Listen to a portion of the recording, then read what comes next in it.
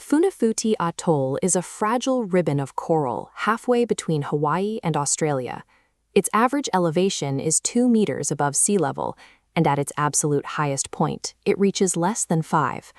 During a king tide, seawater pushes up through the center of the island.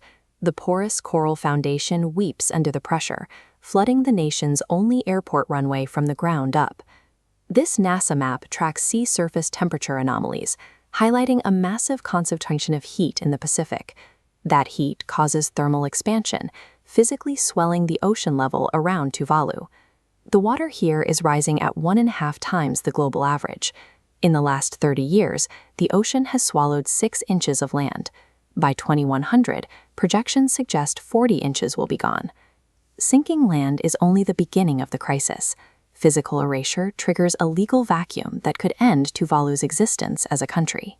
Under the 1933 Montevideo Convention, a nation must possess a defined physical territory to exist in international law.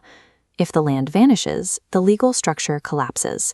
The country loses its United Nations seat, and its exclusive maritime fishing zones become international waters.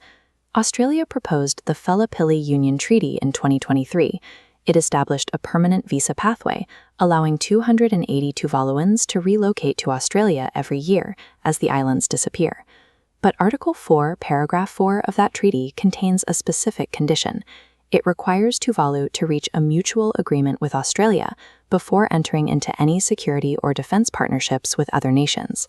This created a paradox for Tuvaluan leadership. To ensure the physical survival of their people, they would have to cede their independent foreign policy to a larger neighbor.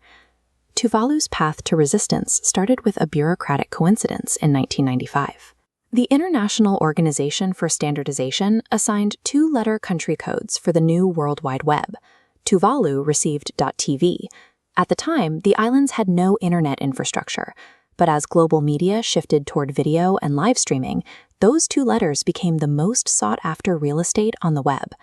This chart shows the scale of the resulting windfall. In 2000, a single $50 million licensing deal matched the nation's entire annual GDP. Today, a contract with GoDaddy brings in over $12 million a year. That revenue funded a massive technological leap. Tuvalu installed subsea fiber optic cables and Starlink gateways, bringing 3 gigabit internet speeds to a population of 11,000 people. The .tv domain provided the capital to build the infrastructure they needed for an unprecedented legal and digital gamble. The strategy is rooted in the ancient philosophy of whenua. It is a relational web that binds the land, the ocean, the ancestors, and the living culture into a single identity.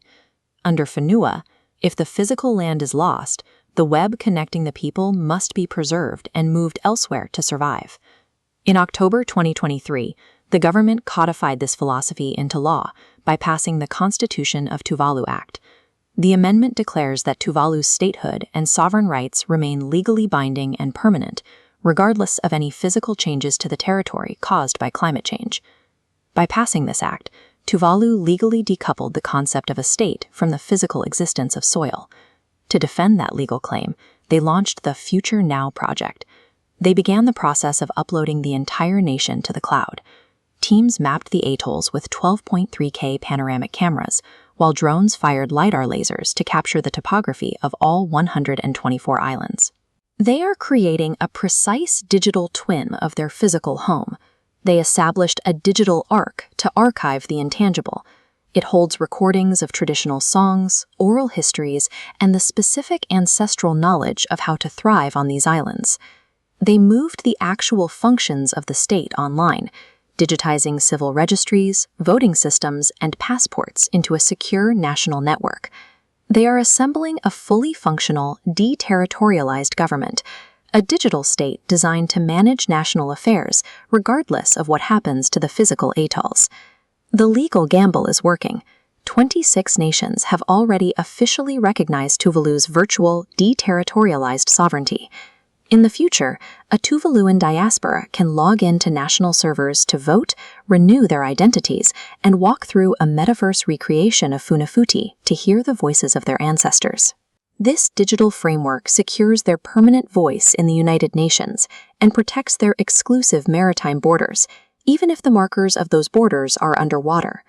By securing their borders, their vote, and their history in the cloud, Tuvalu has built a state that no longer relies on physical territory.